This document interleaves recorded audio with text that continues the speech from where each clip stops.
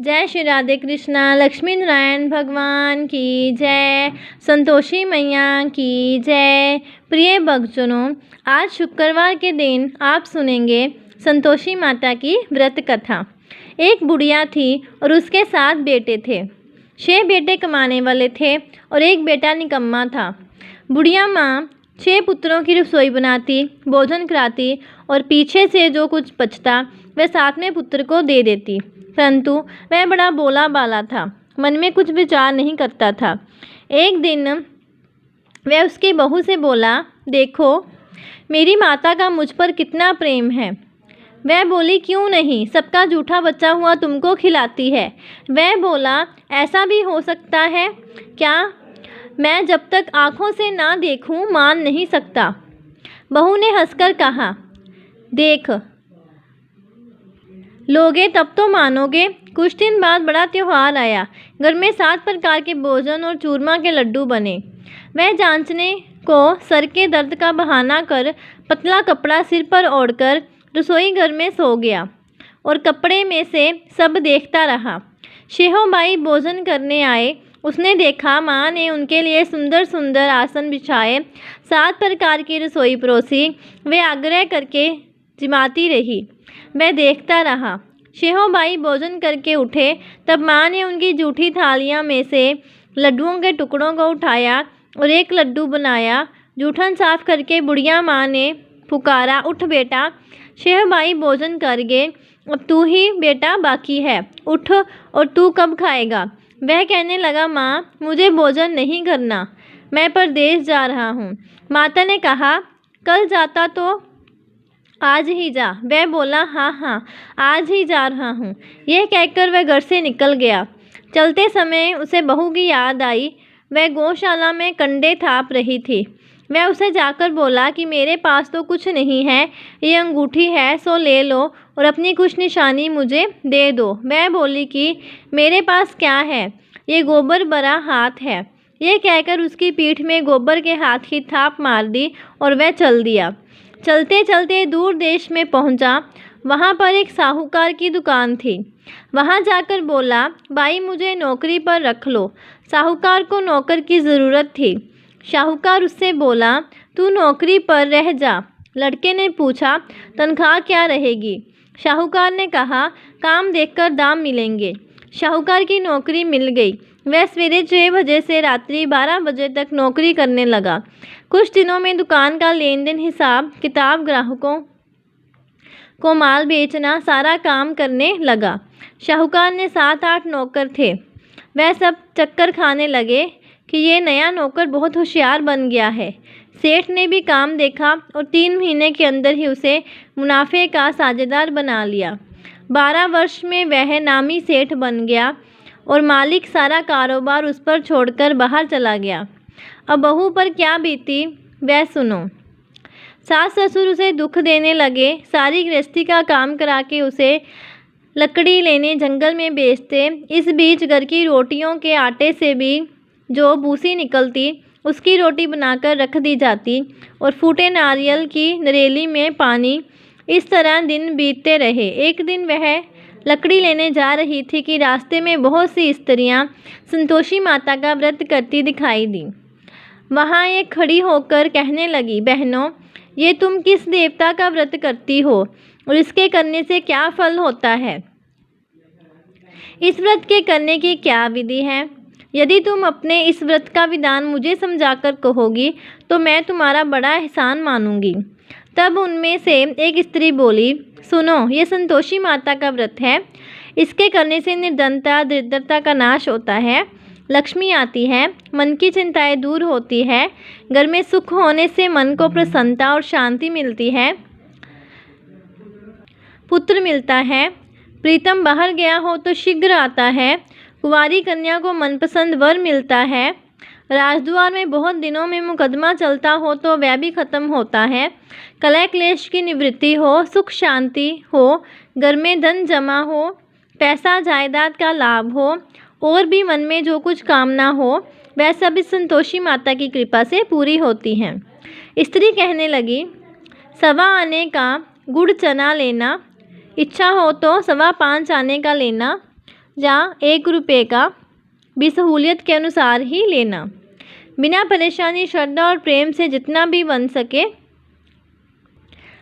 सवाया लेना। 5.25 पैसे से 5.25 आने तथा इससे भी ज़्यादा शक्ति और भक्ति के अनुसार ले लेना। हर शुक्रवार को निराहार रहकर कथा कहना और सुनना। इसके बीच क्रम टूटे नहीं, लगातार नियम पालन करते रहना। सुनने वाला कोई ना मिले तो घी का दीपक जलाकर उसके आगे जल के पात्र को रखकर कथा कहना, परंतु नियम ना टूटे। जब तक कार्य सिद्ध ना हो नियम पालन करना और कार्य सिद्ध हो जाने पर व्रत का उद्यापन करना। 3 मास में माता फल पूरा करती है। यदि किसी के खोटे ग्रह हो तो भी माता 1 वर्ष में अवश्य कार्य सिद्ध करती है। कार्य सिद्ध होने पर ही उद्यापन करना चाहिए, बीच में नहीं करना चाहिए। उद्यापन में 2.5 शेर आटे का खाजा तथा इसी अनुसार से खीर तथा चने का साग बनाना। 8 लड़कों को भोजन कराना। जहाँ तक मिले देवर, जेठ, भाई, बंधु, कुटुंब के लड़के लेना। ना मिले तो रिश्तेदार और पड़ोसियों के लड़के बुलाना। उन्हें भोजन कराकर यथाशक्ति दक्षिणा देना और माता का नियम पूरा करना। उस दिन घर में कोई खटाई नहीं बनाना। ये सब सुनकर बुढ़िया की बहू वहाँ से चल दी। रास्ते में लकड़ी के बोझ को बेच दिया और उन पैसों से गुड़ चना लेकर माता के व्रत की तैयारी करने लगी। आगे चली और सामने मंदिर है, ये सुनकर माता के मंदिर में जाकर माता के चरणों में लौटने लगी। इसके बाद वह माँ से विनती करने लगी कि हे माँ, मैं निपट मूर्ख हूँ, व्रत के नियम कुछ नहीं जानती हूँ, मैं बहुत दुखी हूँ। हे माता जगजननी, मेरा दुख दूर करो, मैं आपकी शरण में हूँ। माता को दया आई। एक शुक्रवार बीता कि दूसरे शुक्रवार को ही इसके पति का पत्र आया और तीसरे को उसको भेजा हुआ पैसा भी आ पहुँचा। ये देखकर जेठानी मुँह सिकोड़ने लगी। इतने दिनों में इतना पैसा आया, इसमें क्या बढ़ाव है। लड़के ताने देने लगे कि काकी के पास अब पत्र आने लगे, रुपए आने लगे, अब तो काकी की खातिर बढ़ जाएगी, अब तो काकी बुलाने से भी नहीं बोलेगी। बेचारी सरलता से ये कहती है कि भैया पत्र आएगा, रुपए आएंगे तो हम सब के लिए अच्छा है। ऐसा कहकर आंखों में आंसू भरकर संतोषी माता के मंदिर में आकर मातेश्वरी के चरणों में गिरकर रोने लगी। माँ, मैंने तुमसे पैसा नहीं मांगा, मुझे पैसे से क्या काम है, मुझे तो अपने सुहाग से काम है, मैं तो अपने स्वामी के दर्शन और सेवा मांगती हूँ। तब माता ने प्रसन्न होकर कहा, जा बेटी, तेरा स्वामी आएगा। ये सुनकर खुशी से वे बावली होकर घर जाकर काम करने लगी। अब संतोषी माँ विचार करने लगी, इस बोली पुत्री से मैंने कह तो दिया है कि तेरा पति आएगा, पर आएगा कहाँ से। वह तो इसे स्वप्न में भी याद नहीं करता, इसे याद दिलाने तो मुझे ही जाना पड़ेगा। इस तरह माता उस बुढ़िया के बेटे के पास जाकर स्वप्न में प्रकट होकर कहने लगी, शाहूकार के बेटे सोता है, जा जागता है। वह कहता है, माता सोता भी नहीं हूँ, जागता भी नहीं हूँ, बीच में ही हूँ, कहो क्या आज्ञा है। माँ कहने लगी, तेरा घर बार है या नहीं। वह बोला, मेरा सब कुछ है माता, माँ बाप, भाई बहन, बहू, क्या कमी है। माँ बोली, पुत्र तेरी घरवाली कष्ट उठा रही है, माँ बाप उसे दुख दे रहे हैं, वह तेरे लिए तरस रही है, तू उसकी सुध ले। वह बोला, हाँ माता, ये तो मुझे मालूम है, परंतु जाऊँ कैसे। परदेश की बात है, लेन देन का कोई हिसाब नहीं, कोई जाने का रास्ता नज़र नहीं आता, कैसे चला जाऊँ। माँ कहने लगी, मेरी बात मान, सवेरे नहा धोकर संतोषी माता का नाम लेकर घी का दीपक जलाकर दंडवत कर दुकान पर जा बैठना। देख तेरा लेन देन चुक जाएगा, जमा माल बिक जाएगा, सांझ होते होते धन का ढेर लग जाएगा। अब तो वह सवेरे बहुत ही जल्दी उठकर मित्र बंधुओं से अपने सपने की बात कहता है। वह सब उसकी बात अनसुनी करके खिलड़ी उड़ाने लगे। कहीं सपने भी सच्चे होते हैं। एक बूढ़ा बोला, देख भाई, मेरी बात मान, इस तरह सांझ झूठ कहने के बदले देवता ने जैसा ही कहा है वैसा ही करना, तेरा क्या जाता है। अब बूढ़े की बात मानकर वह नहा धोकर संतोषी माता को दंडवत कर घी का दीपक जलाकर दुकान पर जा बैठता है। थोड़ी देर में वह क्या देखता है कि देने वाले रुपए लाए, लेने वाले हिसाब लाए। कोठी में बड़े सामानों के खरीदार नगद में सौदा करने लगे। शाम तक धन का ढेर लग गया। मन में माता का नाम लेकर प्रसन्न होकर घर जाने के वास्ते गहना कपड़ा सामान खरीदने लगा। यहाँ के काम से निपट कर को रवाना हुआ। उधर बहू बेचारी जंगल में लकड़ी लेने जाती है। लौटते वक्त माता जी के मंदिर पर विश्राम करती है। वह तो उसका रोज़ रुकने का स्थान ही था। दूर धूल उड़ती देखकर वह माता से पूछती है, हे माता, ये धूल कैसे उड़ रही है? माँ कहती है, पुत्री, तेरा पति आ रहा है। अब तू ऐसा कर, लकड़ियों के 3 बोझ बना ले। एक नदी के किनारे रख, दूसरा मेरे मंदिर पर और तीसरा अपने सिर पर रख। तेरे पति को लकड़ी का गड्ढा देखकर मोह पैदा होगा। वह यहाँ रुकेगा, नाश्ता पानी बनाकर खाकर माँ से मिलने जाएगा तो लकड़ी का बोझ उठाकर जाना और बीच चौक में गड्ढा लाकर 3 आवाज़ें ज़ोर से लगाना। लो सासू जी, लकड़ियों का गड्ढा लाई हूँ। भूसी की रोटी दो, नारियल के खोपड़े में पानी दो। आज कौन मेहमान आया है? माँ की ये बात सुनकर वह बहुत अच्छा माताजी कहकर प्रसन्न मन होकर लकड़ियों के 3 गट्ठे ले आई। एक नदी के तट पर, एक माता के मंदिर पर रखा। इतने में ही वह मुसाफिर आ पहुंचा। सूखी लकड़ी देखकर उसकी इच्छा हुई कि अब यहीं निवास करे और भोजन बनाकर खा पीकर गांव जाए। इस प्रकार भोजन बनाकर विश्राम लेकर गांव को गया। उसी समय बहू सिर पर लकड़ी का गट्ठा लिए आती है। उसे आंगन में डालकर जोर से 3 आवाज़ देती है। लो सासू जी, लकड़ी का गट्ठा लो, भूसी की रोटी दो, नारियल के खोपड़े में पानी दो। आज कौन आया है? ये सुनकर उनकी सास अपने दिए हुए कष्टों को बुलाने हेतु कहती है, बहू, ऐसा क्यों कहती हो? तेरा मालिक ही तो आया है। बैठ, मीठा भात खाकर कपड़े गहने पहन। इतने में आवाज़ सुनकर उसका स्वामी बाहर आता है और अंगूठी देखकर व्याकुल हो जाता है। माँ से पूछता है, माँ, ये कौन है? माँ कहती है, बेटा, ये तेरी पत्नी है। आज 12 वर्ष हो गए जब से गया है, तब से सारे गांव में जानवर की तरह भटकती फिरती है। कामकाज करता कुछ करती नहीं, 4 समय आकर खा जाती है। अब तुझे देखकर भूसी की रोटी और नारियल के खोपड़े में पानी मांगती है। वह लज्जित होकर बोला, ठीक है माँ, मैंने इसे भी देखा और तुम्हें भी। अब मुझे दूसरे घर की चाबी दो तो मैं उसमें रहूँगा। ठीक है बेटा, जैसी तेरी मर्जी। ये कहकर माँ ने चाबी का गुच्छा उसे दे दिया। उसने लेकर दूसरे कमरे को खोलकर सारा सामान जमाया और एक दिन में ही वहाँ राजा के महल जैसा ठाट बाट बन गया। अब क्या था, वह सुख भोगने लगी। इतने में अगला शुक्रवार आया। उसने अपने पति से कहा, मुझे माता का उद्यापन करना है। उसका पति बोला, बहुत अच्छा, कर लो, अपनी खुशी से ये भी कर लो। तुरंत ही वह उद्यापन की तैयारी करने लगी। जेठ के लड़के को भोजन के लिए कहने लगी। उसने मंजूर किया, परंतु पीछे जेठानी अपने बच्चों को सिखाती है, देखो, भोजन के समय सब लोग खटाई मांगना, जिससे इसका उद्यापन पूरा ना हो। लड़के खाना खाने आए, खीर पेट भरकर खाई, परंतु बात याद आते ही कहने लगे, हमें कुछ खटाई खाने को दो, खीर खाना हमें बाता नहीं। ये देखकर रुचि होती है। बहू कहने लगी, खटाई किसी को नहीं दी जाएगी, ये तो संतोषी माता का प्रसाद है। लड़के उठकर खड़े हुए और बोले, पैसे लाओ। बोली बहू कुछ जानती नहीं थी, सो उन्हें पैसे दे दिए। लड़के उसी समय उठकर इमली लेकर खाने लगे। ये देखकर बहू पर माता ने कोप किया। राजा के दूत उसके पति को पकड़ कर ले गए और जेठ जेठानी मन माने खोटे वचन कहने लगे। लूट लूट कर धन इकट्ठा कर लिया था, सो राजा के दूत उसे पकड़ कर ले गए हैं। अब सब मालूम हो जाएगा जब जेल की रोटी खाएगा। बहू से ये वचन सहन नहीं हुआ। रोती रोती माता के मंदिर में गई और बोली, हे माता, तुमने ये क्या किया? साकर क्यों रुलाती हो? माता बोली, पुत्री, तूने उद्यापन करके मेरा व्रत भंग किया, इतनी जल्दी सब बातें भुला दी। वह कहने लगी, माता, भूली तो नहीं हूँ, ना कुछ अपराध किया है। मुझे तो लड़कों ने भूल में डाल दिया, मैंने भूल से उन्हें पैसे दे दिए, मुझे क्षमा करो। माँ बोली, ऐसे भी कहीं भूल होती है? वह बोली, माँ, मुझे माफ़ कर दो, मैं फिर तुम्हारा उद्यापन करूँगी। माँ बोली, अब भूल मत करना। वह बोली, अब भूल नहीं करूँगी। माता, अब बताओ वे कैसे आएंगे? माँ बोली, जा पुत्री, तेरा मालिक तुझे रास्ते में ही आता मिलेगा। वह निकली। रास्ते में पति आता मिला तो उसने पूछा, तुम कहाँ गए थे? वह कहने लगा, इतना धन जो कमाया है उसका टैक्स राजा ने मांगा था, वह भरने गया था।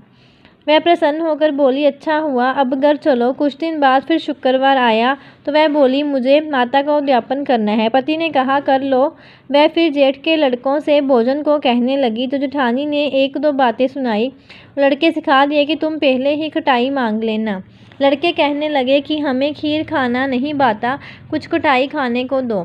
तो बहू बोली, खटाई खाने को नहीं मिलेगी, खाना हो तो खाओ। ये कहकर ब्राह्मणों के लड़के लाकर भोजन कराने लगी। यथाशक्ति दक्षिणा की जगह एक एक फल उन्हें दिया। इससे संतोषी माता प्रसन्न हो गई। माता की कृपा होते ही 9वें मास उसको चंद्रमा के समान सुंदर पुत्र प्राप्त हुआ। वह पुत्र को लेकर प्रतिदिन माता जी के मंदिर को जाने लगी। माँ ने सोचा कि ये हर रोज आती है, आज क्यों ना मैं ही इसके घर चलूं, इसका आसरा देखूं। तो सही ये विचार कर माता ने भयानक रूप बनाया। गुड़ और चने से सना मुख, ऊपर से सुंड के समान होंठ, उस पर मक्खियाँ भिनभिना रही हैं। दहलीज पे पैर रखते ही उसकी सास चिल्लाई, देखो कोई चुड़ैल डाकनी चली आ रही है, लड़कों इसे भगाओ, नहीं तो किसी को खा जाएगी। लड़के डरने लगे, चिल्लाकर खिड़की बंद करने लगे। बहू रोशनदान में से देख रही थी। प्रसन्नता से पागल होकर चिल्लाने लगी कि आज मेरी माता मेरे घर आई है। ये कहकर बच्चे को दूध पिलाने से हट जाती है। इतने में सास का क्रोध फूट पड़ा। वह बोली, किसे देखकर कैसे उतावली हुई है, जो बच्चे को पटक दिया। इतने में माँ के प्रताप से यहाँ देखो वहाँ लड़के ही लड़के नजर आने लगे। बहू बोली, माँ जी, मैं जिनका व्रत करती हूँ ये वह संतोषी माता है। इतना कहकर झट से सारे घर के किवाड़ खोल दिए और सबने माता के चरण पकड़ लिए और विनती करने लगे, हे माता, हम मूर्ख हैं, ज्ञानी हैं, तुम्हारे व्रत की विधि हम नहीं जानते हैं। तुम्हारा व्रत भंग करके हमने बहुत बड़ा अपराध किया है। हे माता, बहू को जैसा फल दिया वैसा सबको देना। जो भी ये कथा पढ़ता या सुनता है उसके सभी मनोरथ पूर्ण होते हैं। बोलिए संतोषी मैया की जय। जय संतोषी माता मैया, जय संतोषी माता, अपने सेवक जन की सुख संपत्ति दाता मैया, जय संतोषी माता। सुंदर चीर सुनहरी माँ धारण किन्हु, हीरा पन्ना दमके तन श्रृंगार लिन्हु मैया, जय संतोषी माता। गेरू लाल शटा छवि बदन कमल सोहे, मंद हंस्त करुणामयी त्रिभुवन जन मोहे मैया, जय संतोषी माता।